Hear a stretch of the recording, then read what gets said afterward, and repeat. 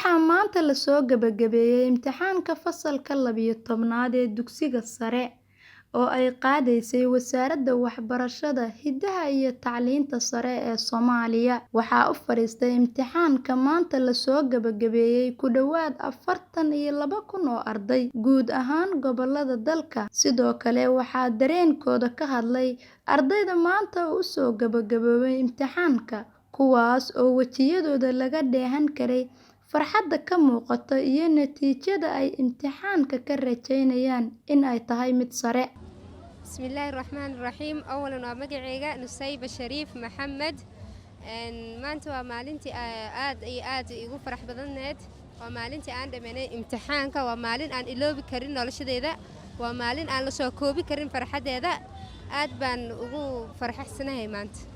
Waxaan ka rajaynayaa wasaaradda waxaan ka rajaynayaa natiijo fiican oo aan ka farxi karo maadaama waxbarashadeeda iyo wixii aan dhibaatadii soo maray aan maanta farxadeeda aan mid aan la soo koobi karin.